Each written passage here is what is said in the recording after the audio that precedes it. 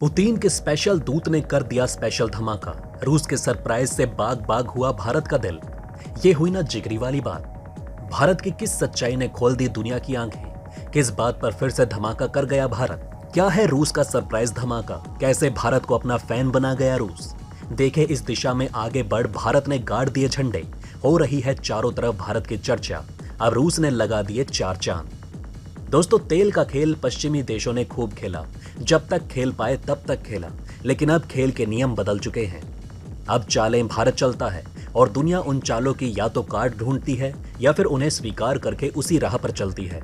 भारत ने ये खेल रूस यूक्रेन के युद्ध से बनाने शुरू किए और अमेरिका को पटक कर मारा। वो भी दिन थे जब अमेरिका समेत पश्चिमी देश भारत को हड़का रहे थे, डरा रहे थे, धमका रहे थे कि रूस से तेल मत खरीदो, नहीं तो हम तुम पर प्रतिबंध लगा देंगे। भारत ने उनकी एक न सुनी और वही किया जो उसके हित में था।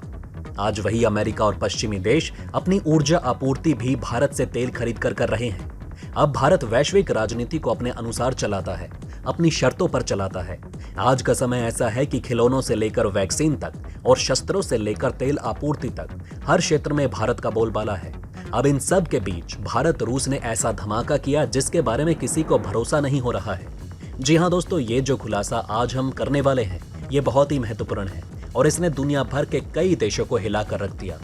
बात करेंगे आगे भारत की जोरदार नीतियों और विकास की, जिसने भारत का डंका बजा दिया है। लेकिन अब आइए आपको बताते हैं कि जिस दोस्ताने संबंध पर भारत को इतना फायदा हो रहा है और भारत जिस पर आगे बढ़ रहा है उसकी राह आसान नहीं होने वाली, क्योंकि भारत रूस की यारी से जलने वाले देशों ने एक बार फिर भारत और रूस को अलग करने का बेड़ा उठाया है। एक ऐसी साजिश रची है जिससे भारत का निकल पाना बहुत मुश्किल बताया जा रहा है। जी हाँ दोस्तों, विदेश मंत्री एस जयशंकर ने मंगलवार को नई दिल्ली में रूस के उप प्रधानमंत्री डेनिस मोंट्रोव से मुलाकात की।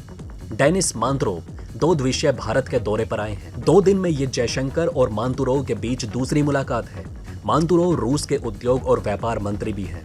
रूसी उप प्रधानमंत्री और व्यापार मंत्री ने भारत रूस बिजनेस डायलॉग को संबोधित करते हुए कहा कि दोनों देश यूरेशियन इकोनॉमिक कमीशन के साथ मिलकर मुक्त व्यापार समझौता करने के लिए बातचीत कर रहे हैं।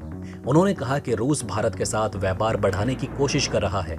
रूसी उप प्रधानमंत्री ने कहा कि भारत और रूस एयर कनेक्टिविटी बढ़ाने पर भी फोकस कर रहे हैं। रूसी मंत्री ने कहा कि कोरोना की वजह से लॉजिस्टिक प्रभावित हुआ है। साथ ही पश्चिमी देशों द्वारा रूस के खिलाफ प्रतिबंध लगाने से कई देशों में महंगाई बढ़ चुकी है। प्रतिबंधों के चलते अंतर्राष्ट्रीय ट्रांसपोर्ट, कार्गो और वित्तीय लेन देन में दिक्कतें बढ़ रही हैं। भारत रूस व्यापार संवाद कार्यक्रम को विदेश मंत्री एस जयशंकर ने भी संबोधित किया। उन्होंने कहा कि हमने वर्ष 2025 से पहले 30 बिलियन अमेरिकी डॉलर के द्विपक्षीय व्यापार लक्ष्य को पार कर लिया है।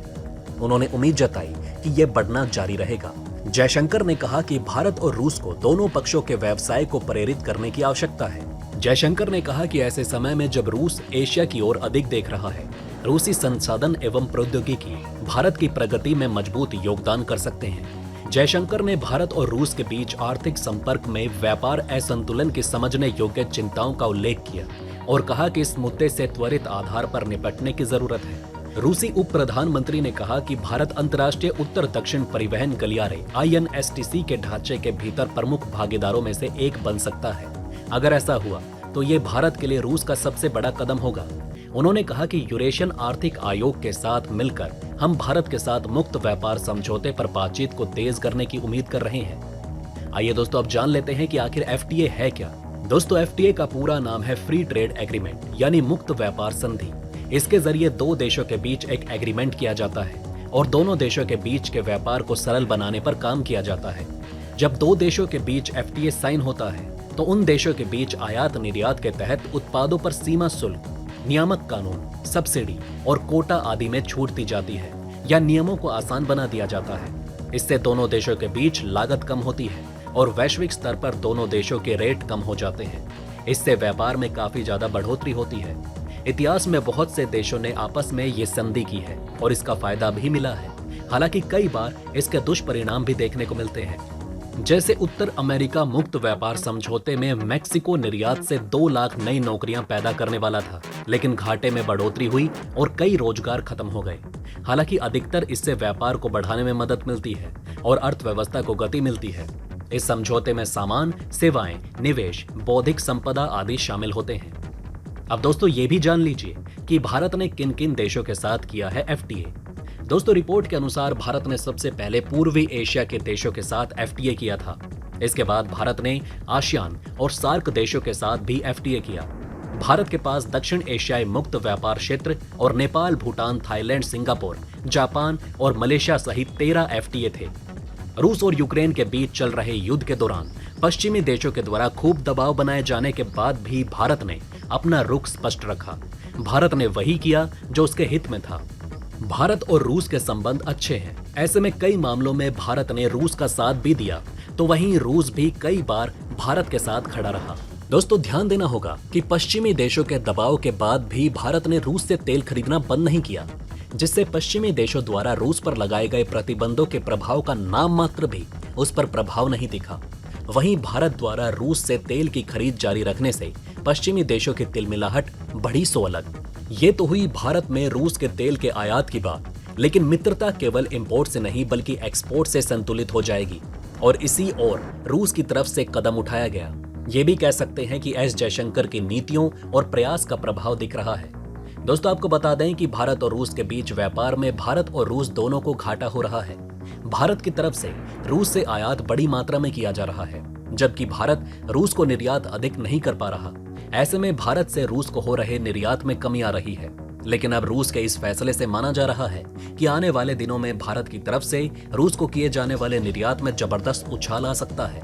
वहीं माना यह भी जा रहा है कि इस तरह दोनों देशों के बीच व्यापार में संतुलन आ जाएगा। विदेश मंत्री ने यह भी साफ कर दिया कि दोनों देशों के बीच व्यापार बढ़ना अच्छी बात है, लेकिन इससे दोनों को लाभ होना भी उतना ही जरूरी है। यानी कि अब आप समझ गए होंगे कि किसी से भी व्यापार करने में भारत नुकसान नहीं सहेगा।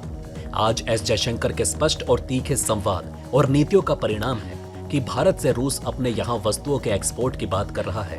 तो दोस्तों अब आप हमें कमेंट सेक्शन में बताएं कि क्या आपको ये बातें पहले से पता थी। अगर नहीं तो इनमें से कौन सी बात आपको सबसे ज्यादा इंटरेस्टिंग लगी, और कमेंट बॉक्स में जय हिंद लिखना ना भूलिएगा। तो दोस्तों हमारे इस वीडियो में हमने आपको बहुत सी बातें बताने की कोशिश की। अगर आपको हमारी ये कोशिश अच्छी लगी हो तो प्लीज लाइक करें इस वीडियो को, और इसी तरह की और जानकारी पाने के लिए सब्सक्राइब करें हमारे चैनल को। जितना हो सके इस वीडियो को शेयर करना ना भूलें। धन्यवाद।